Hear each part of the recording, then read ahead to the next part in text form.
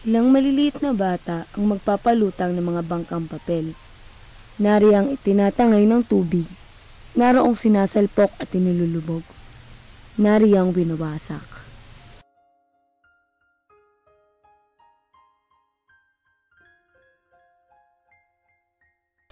Sa tuwi akong makakakita ng bangkang papel, ay nagbabalik sa aking gunita ang isang batang lalaki. Isang batang lalaking gumawa ng 3 malalaking bangkang papel na hindi niya napalutang sa tubig kailanman.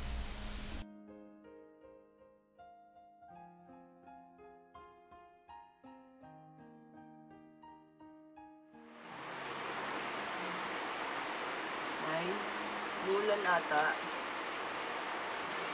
Oo anak, kanina pa. Dumating na ba si tatay?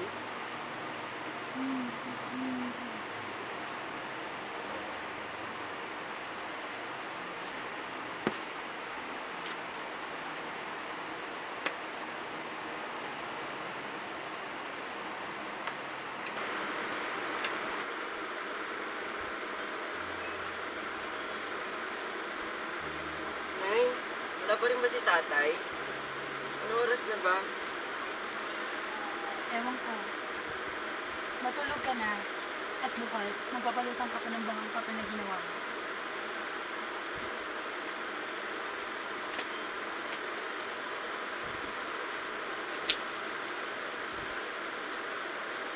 Asya, matulog ka na.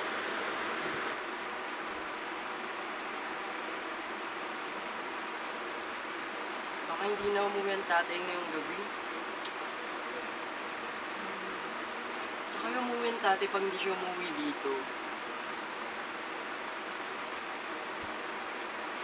Basta, papalutang kami ng bangkang pamil bukas ng miling. Pagdilat ng inaantok pang batang lalaki, ay nakita niyang nag-iisa siya sa higaan. Naroon ng kumot at unan ni Miling at ng kanyang ina. Upunga siyang bumangon, isang kamay ang tumantay sa kanyang balikat, at nang magtaas ng paningin ay nakitang yaoy si Aling Berta, ang kanilang kapitbahay.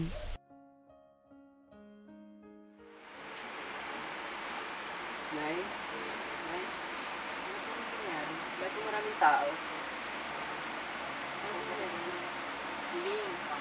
Labing lima ako namatay. Ano yun? Ano nangyari? Ito meron.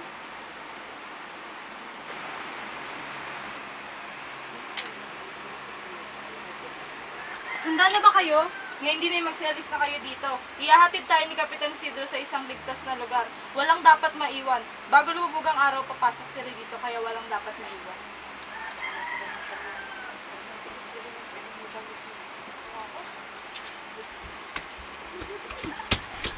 Sa paulit-ulit na salitaan, sa sali-salimbayang pag-uusap, ay nabatid niya ang ilang bagay.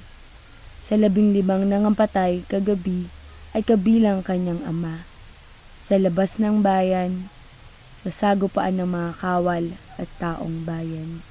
Sa labas ng bayan, sa sagupaan ng mga kawal at taong bayan. Nanay, bakit po pinatay ng mga kawalan tatay? Bakit po?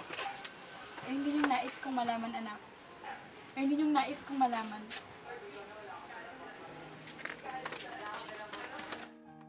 Sa bawat hakbang na palayo sa bahay na pawid at sa munting bukid ng kanyang tahanan, ay nararagdagan ng agwat ng ulila sa kanyang kabataan.